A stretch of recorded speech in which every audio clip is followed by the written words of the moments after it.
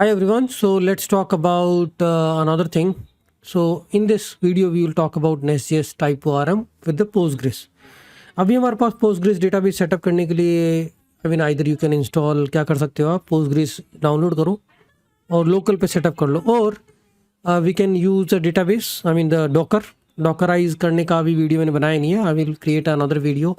उसमें हम बात करेंगे हाउ टू सेटअप है Docker and how you can install Postgres on that and use that in the Nest.js application.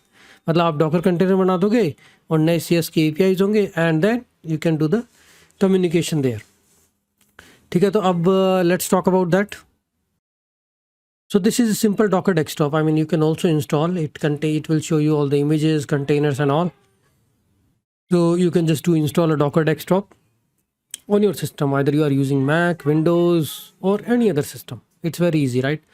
Now instead of using SQLite, we will just update this existing code and we will use TypeORM. So TypeORM के लिए पहले हम Docker install करेंगे. For now I will show you the demo. उसके बाद में मैं setup करना बताऊंगा कि how you can install Postgres on your system using Docker. क्योंकि हम ऐसे थोड़ी MySQL Postgres इंस्टॉल किया, MySQL MongoDB आप हर चीज़ को ही अपने होस्ट पे इंस्टॉल करते रहोगे. You can just create a container on Docker and use that service. ठीक है, जैसे लाइक रेडिस यूज़ करना है मुझे, पोस्टग्रेस, MySQL, MongoDB, सब चीज़ें एज ए कंटेनर हम इंस्टॉल कर सकते हैं डॉकर पे and you can just use it for your POC purpose. ठीक है, सो these things we have already done. Now what we will do is we will just to install Postgres library, PG is actually a client library which we need. Like SQLite चाहिए SQLite के लिए, PG चाहिए Postgres के लिए, MySQL 2 चाहिए MySQL library के लिए. हम existing project update करेंगे. Once installation is done we will go to the domain module and we will update this thing. अब यहाँ पे हमने change क्या किया, type Postgres, host, port. अब जो भी हमारा कम्युनिकेशन है we can just update the database and all these things, user name, password, database, entities like what all entities you have created, you have to pass the path. अभी आप wild card है, path दे रखा है कि .entity.ts. Synchronize true means test API. Let me update the details and I can just do npm run start. What it will do is अगर आपका database correct है तो it will connect. We'll start the application, npm run start, and this port is already occupied. Let's terminate the previous port and I will do npm run start now, and our application is started, right? So we are able to properly connect to the database because we are passing all the information correct. Let's say if I'm changing the database and I kill the process and start it again, I should get an error. Okay, no database found because I changed the database name to something else. Now I reverted it back. So this is how you can do the static initialization of a TypeORM module for Postgres. Type Postgres है, host, port and all those things. अब यहाँ पे couple of more argument भी synchronize true. मतलब अगर आपके entities में आप कोई चेंज करते हो, डेटाबेस में नहीं है, तो अपने आप वो सिंक्रोनाइज कर देता है. यहाँ पे हम लॉगिंग भी इनेबल कर सकते हैं. Logging true that means it will show you what all things are happening at a database layer. अभी npm run start करूँगा, I can see some database logs, right? You can see lots of queries are running. Why? Because I enabled logging, TypeORM logging, और इसके अंदर credentials I'm passing correct. Now we already have this user module and the task module. उसमें कोई change नहीं करना because we just updated the connection. Whatever was working with the SQLite will work with the TypeORM too, right? So this is where we don't need any additional change. We can just use existing modules. Even same, अगर आप Postgres से MySQL use करते हो या SQLite use करते हो, आपको code में चेंज नहीं करना because same repositories, task repository, user repository you will be using. And I can show you the database also. This is the structure of the database. I have 2 entities. So जब synchronize true था, automatically इसने क्या किया, database create कर दिया. So you don't need to create manually, right? It's a really nice thing. एक entity और बना देता हूँ मैं, लाइक कोर्स एंटिटी.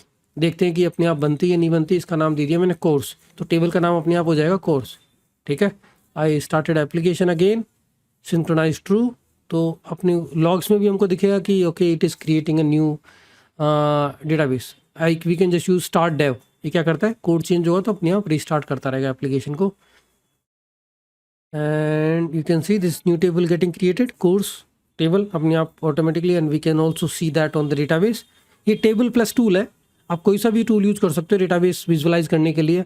वही आप डेटाबेस कनेक्शन यूआरएल डालो और आप डेटाबेस को विजुअलाइज कर सकते हो। मैं इसको एक डेमो में दिखा दूंगा कि कैसे सेटअप करना है।